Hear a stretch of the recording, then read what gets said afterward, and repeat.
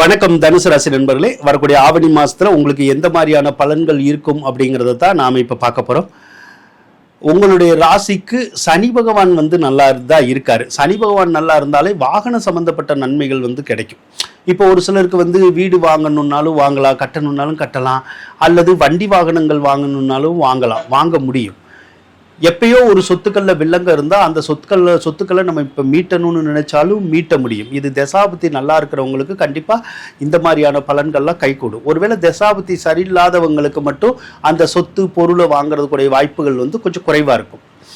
மூன்றாவது இடத்துல ராகு இருக்கிறது. இளைய சகோதரங்களோட கருத்து வேறுபாடுகள் ஏற்படுறதுக்குடைய ஒரு அமைப்புகள் இருக்கும். அல்லது ஏதாவது ஒரு பொருளையோ சொத்தையோ நாம் அடுத்தவங்களுக்கு கொடுக்குற மாதிரியான ஒரு சூழ்நிலைகள் கூட இருக்கலாம். ஏழாவது இடத்துல செவ்வாய் இருக்குது. ஏழாவது இடத்துல செவ்வாய் இருந்தால் செவ்வாய் தோஷம்தான் தற்போதைக்கு இருக்கும். அது ஒரு மாத காலத்துக்கு அந்த செவ்வாய் தோஷத்தினுடைய தன்மை இருக்கும். அது என்ன பண்ணுன்னா, மெயினாக அந்த கணவன் மனைவி உறவுக்குள்ளே தான் கருத்து வேறுபாடுகள், சண்டை சச்சரவை உருவாக்கிவிடும். சிலரெல்லாம் தேவையில்லாமல் ஏதாவது ஒரு வகையில் சின்ன சின்ன விஷயத்துக்கு கூட சண்டை போட்டுட்டு ஒரு வீட்டில் வாய் பேசாமல் கூட இருப்பாங்க, ஒரு வாரம் 10 நாள் கூட. மற்றபடி பெரிய ஒன்றும் பிரச்சனை வராது. ஆனால் கணவன் மனைவிக்குள்ளே கருத்து வேறுபாடு, சண்டை சச்சரவு வரும். ஒரு சிலரெல்லாம் பிரியிற மாதிரியான சூழ்நிலைகள் கூட வரும். வேலைக்கு பிரியிற மாதிரியான சூழ்நிலைகள் வரலாம். இல்லைன்னா ஏதோ ஒரு காரணமாக கூட கணவன் வேறு இடத்துக்கு போகிற மாதிரியோ மனைவி வேறு இடத்துக்கு போகிற மாதிரியோ ஒரு சூழ்நிலைகள் கூட வரலாம்.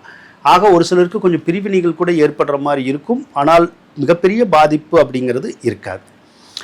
இப்போ 8வது இடத்துல புதன் இருக்குது. பொதுவாக 8வது இடத்துல புதன் இருந்தால் ஒரு சிலருக்கு இந்த ஸ்கின்னில் அலர்ஜி இல்லைன்னா நரம்பு சம்மந்தப்பட்ட தொந்தரவு வரும். அதே மாதிரி 8ல் குரு இருக்கிறது நல்லது இல்லைங்க, சரிங்களா? ஒரு சிலருக்கு மட்டும் சொத்து பத்துக்களை உருவாக்கி தருது, வீடு கட்டி தருது. ஆனால் 8ல் குரு இருந்தால் பணப்பிரச்சனை ஒரு சிலருக்கு நிறைய வந்துடுது, கடன் பிரச்சனைகள் நிறையா வந்துடுது, பணத்தட்டுப்பாடு வந்துடுது. ஒரு சிலருக்கு மட்டும் நேரம் நல்லா இருக்கிறவங்களுக்கு நகைகள் வாங்கி கொடுக்குது. அதே மாதிரி தசாபுத்தி சரியில்லாதவங்களுக்கு நகைகளை பூரா விற்க வச்சிருது.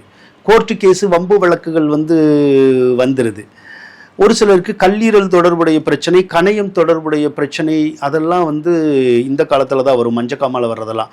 அதனால் கொஞ்சம் கவனமாக இருக்கிறது நல்லது.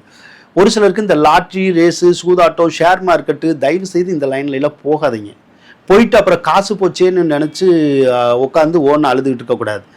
ஏன்னா நீங்கள் இது அந்த அந்த லைனுக்கு ஆகாத கிரகம் இப்போதைக்கு, சரிங்களா? அந்த ஷேர் மார்க்கெட்டுக்கெல்லாம் சரியான கிரகம் இப்போ இல்லை. அதனால அந்த லைன்லாம் நம்ம போகக்கூடாது. போனோம்னா நிறைய காசை இழந்துருவோம், அப்புறம் கடன்காரன் ஆயிடுவோம்.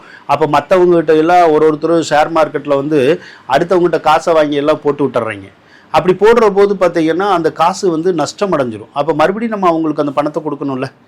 அப்படிங்கிற போது நம்ம கடன்காரன் ஆகிற மாதிரி சூழ்நிலை வந்துடும். அந்த மாதிரி செய்யாதீங்க, சரிங்களா?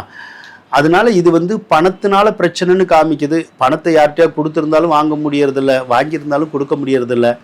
நகைனால பிரச்சனைன்னு காமிக்குது. நகை சேதாரமாயிருது, அடமானம் வச்சரோ இல்லைன்னா இளம் போயிடுது. ஒரு சிலருக்கு கடன் காட்சி தொந்தரவுகள் தாங்க முடியல. பேங்க்ல லோன் வாங்கியிருந்தா, அது நகை லோன் வாங்கியிருந்தா கூட நகை திருப்ப சொல்லி நோட்டீஸ் வந்துடும். இல்லைன்னா வேறு லோன் வாங்கியிருந்தாலும் அந்த லோனை கட்ட முடியாது, ரீபேமெண்ட் பண்ண முடியாது. அதனால லோனை கட்ட சொல்லி அவங்க கொஞ்சம் தொந்தரவு கொடுக்கலாம் பேங்க்காரவங்க கூட. அல்லது வெளியில் கடன் வாங்கியிருந்தா கூட அவங்க கூட தொந்தரவு கொடுக்கலாம். அந்த அமைப்பு இப்போ கொஞ்சம் இருக்க தான் செய்யுது. இது எதனால் வருது அப்படின்னா, அந்த குரு 8ல் இருக்கிறனால தான் வருது. பொதுவாக குரு 8ல் இருக்கக்கூடாது. ஒரு சிலருக்கு மட்டும் கோர்ட்டு கேஸ்னால தொந்தரவு வந்துடும், கவனமாக இருக்கணும். அடுத்து சூரிய பகவானை எடுத்துக்கோ. சூரிய பகவான் வேற உங்களுக்கு 9வது ராசியில தான் இருக்காரு. 9வது இடம் வலிமையா இருக்கு. 9வது இடம் வலிமையா இருந்தால் வெளிநாடு சார்ந்த விஷயங்களுக்கு நல்லதுங்க. அதாவது வெளிநாடு வேலைக்கு போகிறது, விசா வேணும்னு நினைக்கிறது, பிஆர், அந்த மாதிரி விஷயமெல்லாம் கிடைக்கிறது கூடிய ஒரு அமைப்புகள் இருக்கும். அதே மாதிரி 9வது இடம் வலிமையாக இருக்குது. அதே மாதிரி 9வது இடத்துல கேது இருக்குது. இந்த மாதிரி இருக்கிற போது ஒரு சிலர் சொந்த தொழில் செஞ்சால், ஒரு தொழில் மட்டும் சொந்த தொழில் செஞ்சால் அந்த தொழில் ஓட மாட்டேங்குது. நமக்கே மனசு காயப்பட்டுருது, என்னடா சரியாக தொழில் ஓடலையே அப்படிங்கிற மாதிரி.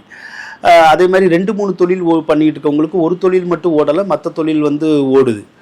அதே மாதிரி வேலை பார்த்துக்கிட்டு இருக்கவங்களுக்கு சரியாக வேலை பார்க்க முடியல. எங்கே வேலை பார்க்குறோமோ அங்கே நமக்கு நிம்மதி இல்லை. இல்லைன்னா ஏதோ ஒரு காரணமாக நம்மளை வேலையை மாற்றணும் அப்படிங்கிற மாதிரி அந்த விதி இருக்குது. அப்போ ஒன்று நமக்கே வேலை மாற்றணும்னு தோணிடும், வேலையை விட்டு வெளியே வரணும்னு தோணிடும், வேறு இடத்துக்கு வேலைக்கு போகணுன்னுலாம் தோணும்.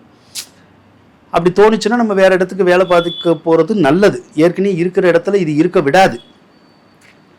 அதனால் கவனமாக இருக்கணும். ஒரு சிலருக்கு டிரான்ஸ்ஃபர் மாதிரியான விஷயங்கள்லாம் கிடைக்கிறதுக்குடைய ஒரு அமைப்புகள் இப்போ இருக்குது.